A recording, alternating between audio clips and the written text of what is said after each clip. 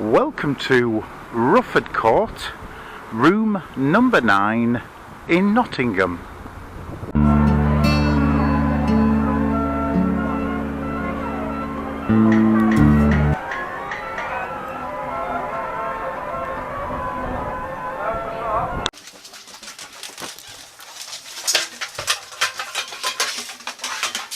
As you can see, coming down here with a suitcase and a bag is not the easiest of things, and you can't go out that way. You have to then go to the front of the hotel.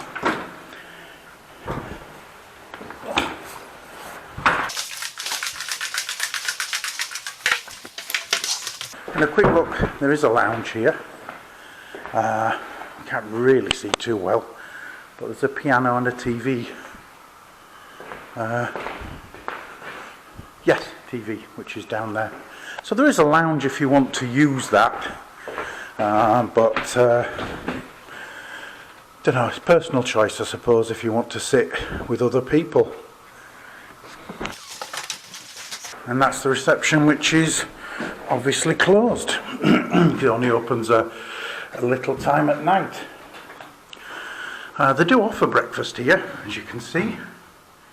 Not sure where you get it, because doesn't say. I've never seen anybody having breakfast, but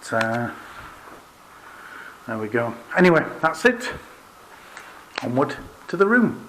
A quick peek in the kitchen before we go to the bedroom, and as you can see, there's a microwave, there's a hob. The cupboards do actually have plates in them, pans, things you can use for cooking, so that's nice. It's nice that it's got a nice clean kitchen. There's a fridge and a freezer that you can use, put things in. You mark them up in a bag and they leave them in there for you. Toaster, so that's nice to get some breakfast and things in the morning, or even a meal at night. Inside the room, and you can see that it's not a small room. It's I'd call it a good size.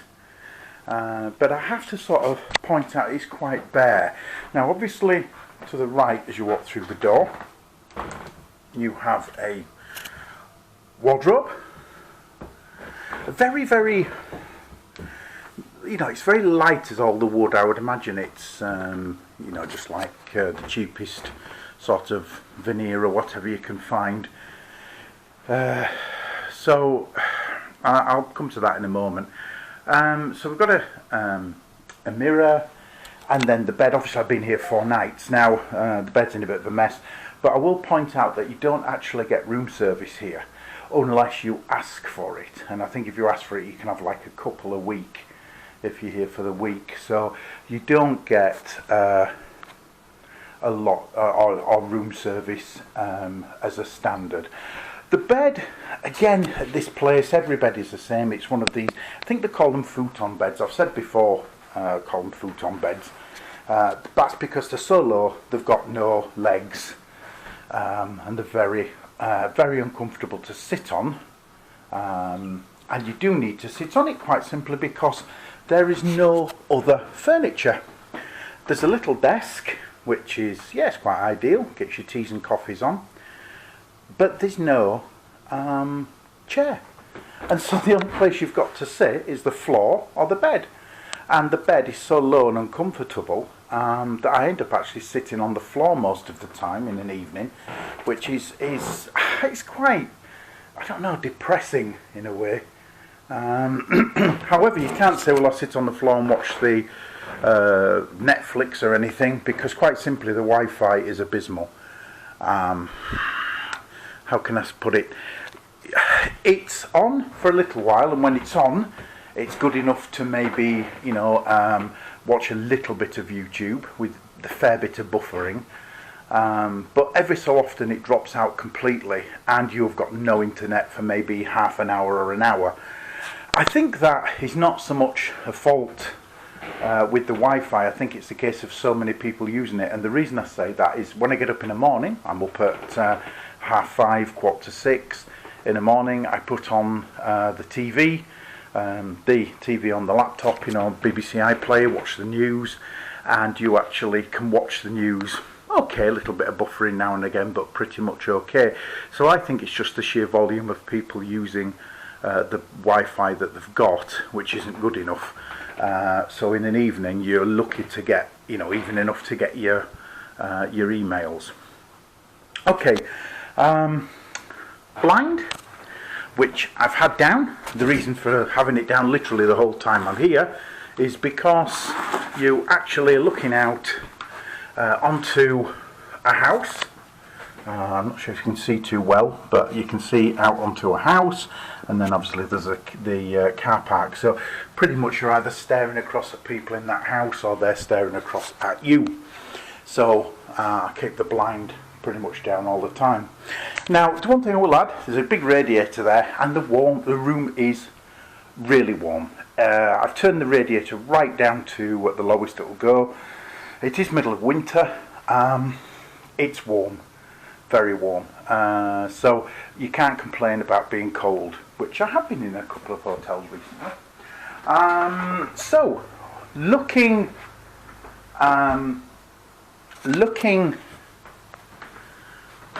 into the bathroom.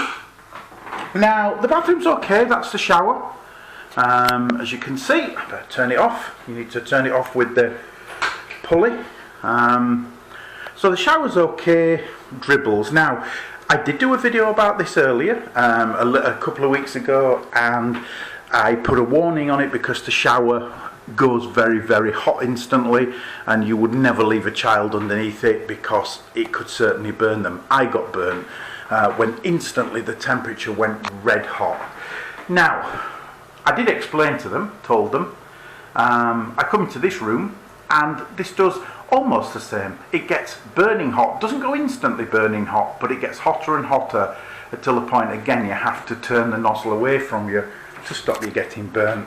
It's a real fault with whether it's the water pressure, I don't know, whether it's the showers they use, but they get there's a real problem there. As I say, I have told them in the last time when it was ridiculously hot. Okay, but the bathroom is not too bad. As you can see, it's got a sink, it's a fair sized space, got obviously a toilet and the shower. So for size wise, the room is ideal. Just the problem with the shower, the fact you've got no furniture to sit on, they're definitely the downsides. Just to give a view of where we actually are, that is room 9. It's not very well marked. I know there's a little arrow there, but just to give you a layout of the top or the upper floor of Rufford Court. This is the room. This is your bed and your bathroom, and as you can see, the room is probably one of the smallest rooms. I mean, I have stayed in that one. And that is a lot bigger. Again, there was no furniture in it, and I've also stayed in the one that's underneath this one, which is pretty much the same layout, but that's downstairs, the one that I stayed in. So as you can see, there are some bigger rooms. That one's quite a bigger room, that one was a bigger room, and these across here are fairly big sized rooms. So there are bigger rooms than this, but this is one of the smallest. But still a fair good size. But there's one thing I forgot actually, and I do want to point out, and that is, I don't normally put the light on in the bathroom for one reason. There, we've got a window. Now I know it's a frosted window, but there's no blind on the window. And as many people I'm sure will know, that even though you've got a frosted window, as soon as you put a light on, it's almost see-through. And because the house across the way, if you actually get showered or changed in here with the light on, you are going to be pretty much on view to everybody looking through the window. And I have seen it. You see houses where people have got frosted windows, don't have a blind, and you can virtually see through, which is really quite embarrassing. It's not nice. So actually, I haven't had the light on in here when I do. I also leave the door wide open, simply because it gives you a little bit of shielding from outside.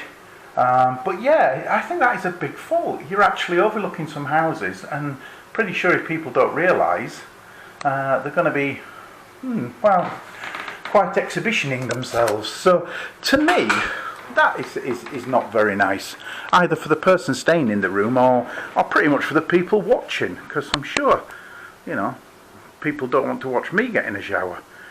There's a little bedside table there. So just looking at this, what can I say rating-wise? Well, the Wi-Fi is poor. It's really poor. There's no television in the room, so you've got no entertainment in the room unless you bring your own, and you can't use the Wi-Fi. The bathroom, I don't like it with the fact that people can see in because you've got no shade. I also don't like the fact that when you're looking out, you're looking directly into somebody's house. In fact, I'm not going to face the camera outside again, because across the way they've got the windows, the curtains open and the lights on. So again, I don't want people to see me filming, think I'm filming in the house. Yeah, and there's no furniture. That's the thing. I think there's nowhere to sit, and that does bother me quite a bit. It's clean. Looking around, the room's lovely and clean. It's blandly decorated, obviously in the cream like everybody does. It's well lit. The room is actually very well lit. You can come into some hotels and they're very, very dark. But here, you can see in just a single light bulb is well lit. Teas, coffees, you get tons and tons of teas and coffees. You can ask for more. Obviously, they don't bring them every day because they're not doing room service. They do leave you a lot. But you can just go to reception if you can get reception in. It's not a 24-hour reception. And the lady who runs it is not there very often, mainly to check people in. But if you can catch her, she will offer you as many teas and coffees as you can carry. They certainly don't argue with how many you take. And every time I've taken a couple extra, she's always said, "No, take more, take more. You don't know when you'll see me next." So they're good that way. So rating-wise, I'll probably go for a 6, even though there's still the warning of the shower and the fact that the water gets immensely hot and it's too dangerous for children, and you have to be prepared to move the water off you very quickly. I'd still give it a 6 because as I say, it's got a nice space. It's you can sort of move around in here, albeit move around because there's no furniture. Anyway, that's it for now. Thank you very much for watching, and please subscribe if you want to see some more hotel room reviews. There's plenty more to come up. This has been room number 9 at the Rufford Court Hotel. Thanks very much for watching.